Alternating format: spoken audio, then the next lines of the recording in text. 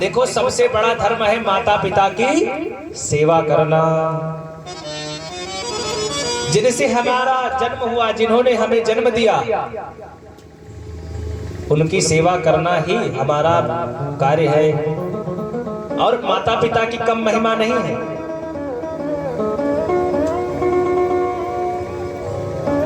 और पूज्य महाराज जी कहते हैं कि केवल पुत्र हो जाना ही जीवन की सार्थकता नहीं है, पुत्र का कर्म भी करना चाहिए। एक आप अच्छे पुत्र कैसे बन सकते हैं? शास्त्र ने नियम बताया है। क्या बताया? बोले, जीवतो वा करणात् छया हे भूरि भोजनात् गया पिंड प्रदानाच्च त्रयः पुत्रस्य पुत्रभिः। पुत्र क्या धर्म है? पुत्र का अपने पिता के प्रति, माता के प्रति क्या धर्म है? बोले, जीवतो वा करणात्। जब तक माता पिता जिंदा रहें तब तक उनका भगवान की तरह पूजन करना चाहिए। अरे नहीं, भगवान की तरह है तो कम से कम उन्हें शुद्धता के साथ वस्त्र। अब हम लोग छोटे थे तो हमारे पिताजी ने, हमारे माताजी ने हमारी खूब सेवा की। अब हम बड़े हुए हैं तो हमें माता पिता की सेवा का दायित्व समझना चाहिए। समझ रहे हैं? अपनी माता पिता की सेवा करना ही धर्म है। तो कहते हैं क्या करो? पहले माता पिता की सेवा करो। आजकल तो महाराज, जब तक पिताजी की पेंशन आए घर में तब तक तो ठीक है। पिताजी जैसे ही थोड़ा सा तिजोरी की चाबी हाथ में दिए, बेटे मालिक बने, सो तुरंत पिता को एक खेत में कुटिया बना दी, पिताजी किनारे रहो। इस तरह नहीं होना चाहिए।